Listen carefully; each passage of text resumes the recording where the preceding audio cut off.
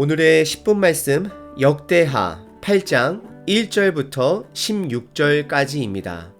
오늘 말씀은 개인적으로 조금은 불편한 장입니다. 역대기의 관점은 하나님의 은혜로 사람을 통해 하신 일에 집중해야 하는 책입니다. 그래서 우리는 하나님의 관점으로 하나님이 베풀어 주신 은혜에만 집중해야 합니다. 하지만 저같이 솔로몬의 인간적인 모습이 보이기 시작하면 하나님의 관점을 쉽게 잃어버릴 수 있는 장이기도 합니다. 오늘 본문은 하나님께서 성전을 다 완공하시고 언약궤도 가지고 오게끔 허락하시고 봉헌 예배도 받으시고 하나님이 따로 솔로몬을 밤에 찾아가 축복과 경고의 말씀도 하시고 나서 추가적으로 하나님께서 솔로몬에게 축복해 주시는 내용으로 이어집니다. 역대하에서는 우리가 한 가지 패턴을 발견하실 수 있습니다. 하나님께서 솔로몬에게 지혜를 주시고 더 나아가 그에게 물질적 축복까지 더해 주십니다.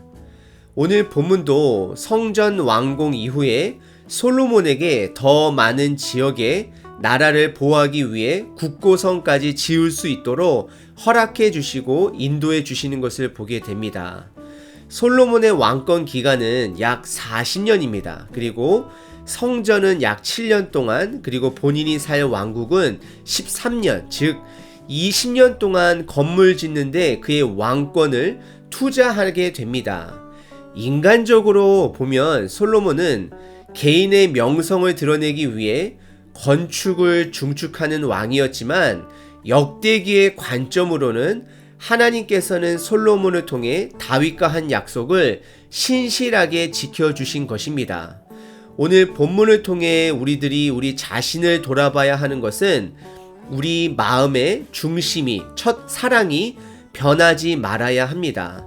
솔로몬이 지혜를 구한 것도 그때 처음에는 하나님의 백성을 더 잘 다스리기 위한 선한 마음에서 하나님께 지혜를 구했던 것입니다.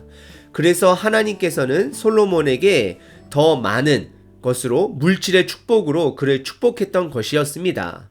그리고 솔로몬은 성전 또한 처음에는 하나님을 사랑하는 마음으로 아버지 다윗 왕 때 이루고자 했던 것을 완성하고자 하나님을 사랑하는 마음으로 그것을 완성했던 것입니다. 그래서 하나님께서는 오늘 본문 말씀을 통해서 더 많은 것으로 축복하시는 내용을 담고 있습니다.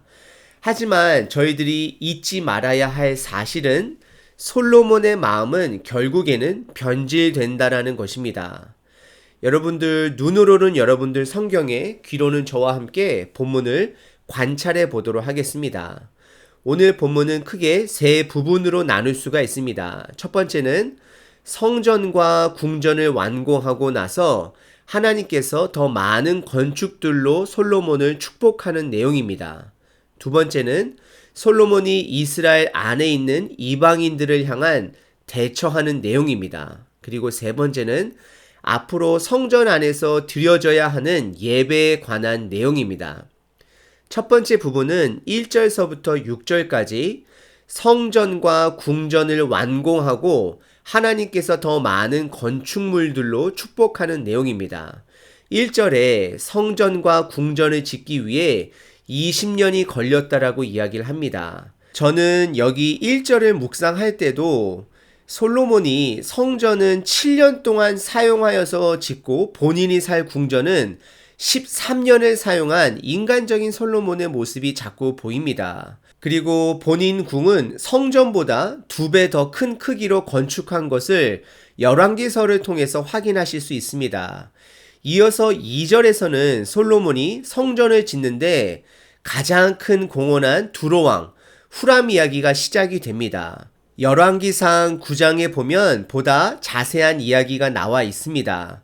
솔로몬은 본인이 성전과 궁전을 짓는데 큰 공헌을 한 후람에게 갈릴리 땅을 주게 됩니다. 하지만 후람 왕은 그 땅을 마음에 들지 아니하고 다시 솔로몬에게 돌려줍니다. 그 내용을 이전에는 후람이 솔로몬에게 되돌려준 성읍들의 솔로몬이 이스라엘 백성들이 살 수 있도록 하는 내용을 담고 있습니다. 그리고 3절에는 북쪽의 하마소바를 쳐서 점령했다라는 표현이 나옵니다. 역대기에서는 하나님이 부어주시는 축복의 상징으로 사용되는 중요한 표현들이 나오게 되는데요.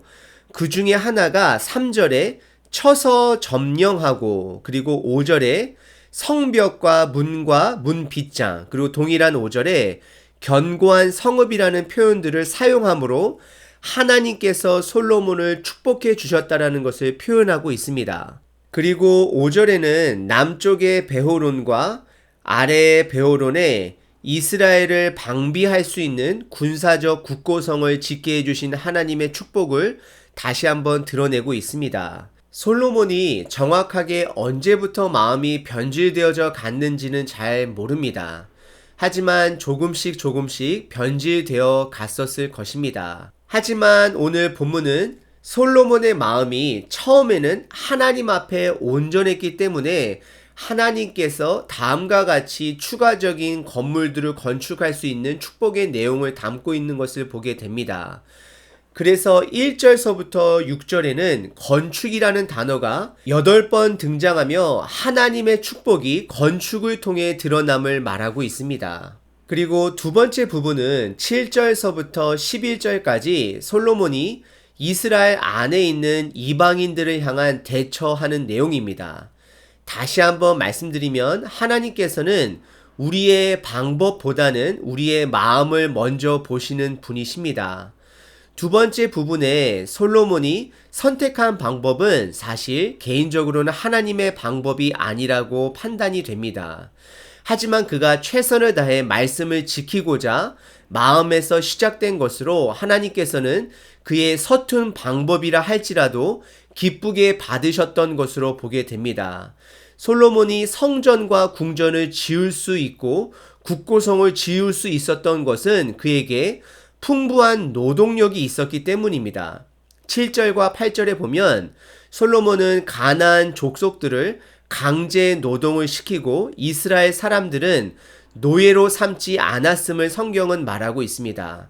아마도 솔로몬은 하나님을 부분적으로 이해하므로 출애굽기 21장 모세의 율법에 따라 이스라엘 백성들을 노예로 삼으면 안 된다라는 것을 알았으므로 거기에 대한 노력으로 볼 수 있습니다. 그리고 11절에 솔로몬은 정치적 목적으로 이집트 왕의 딸과 정략 결혼했음을 알 수 있습니다.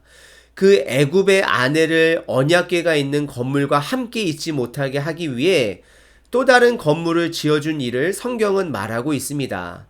아마도 솔로몬은 언약궤가 거룩해야 함을 생각해서 이러한 결정을 한 것으로 봅니다. 전 개인적으로 솔로몬의 이러한 결정은 부족한 결정이라 생각합니다. 솔로몬은 6장 32절에 이방인을 향한 축복의 기도 안에서도 이방인들도 죄를 돌이켜 하나님께 돌아오면 그들이 하나님께 예배할 수 있고 경배할 수 있다라고 선포하는 것을 보게 됩니다.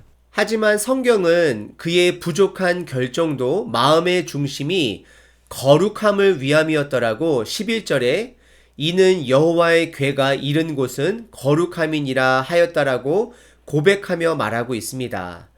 역대기는 하나님이 솔로몬에게 일방적으로 부어주시는 은혜의 관점으로 보셔야 합니다. 그 이유는 솔로몬의 마음이 하나님을 사랑하는 마음에서 시작했기 때문입니다. 그리고 세 번째 부분은 12절서부터 16절까지입니다. 세 번째 부분은 성전 안에서 드려지는 예배에 관한 내용입니다. 여기서 솔로몬이 13절에 모세의 명령에 따라 그리고 14절에 아버지 다윗의 규례에 따라 하나님의 말씀 앞에 최선을 다해 그 방법대로 예배드리고 제사드리기 위한 노력을 보게 됩니다.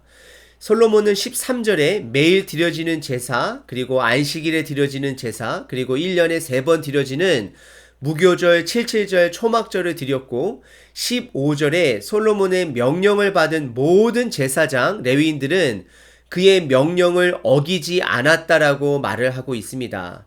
솔로몬과 모든 리더들이 한 마음으로 율법을 지키기 위해 최선을 다한 것을 성경은 보여주고 있습니다. 그리고 16절은 여호와의 전을 2번씩 강조하며 솔로몬이 여호와의 전을 마무리 지은 자임을 강조하고, 그리고 이것은 다윗의 언약이 하나님 스스로 완성시키신 것을 확증하고 있는 것입니다. 오늘 역대기 8장 초반부 말씀을 한번 살펴봤는데요. 하나님께서 신실하게 솔로몬을 축복해 주시는 내용입니다. 하나님께서 솔로몬의 첫 마음을 받으셨던 것입니다. 하지만 동시에 우리는 솔로몬의 첫 사랑이 변질된 것 또한 잘 알고 있습니다. 역대기는 포로에서 돌아온 이스라엘 백성들에게 쓰여진 책입니다.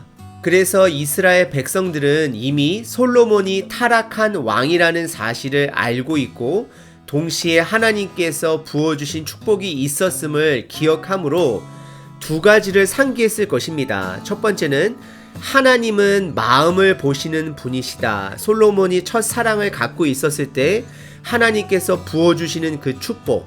그리고 2번째는 우리들의 마음이 변질되면 하나님의 임재는 우리들 마음에서, 그 성전에서 떠날 것이다라는 것입니다.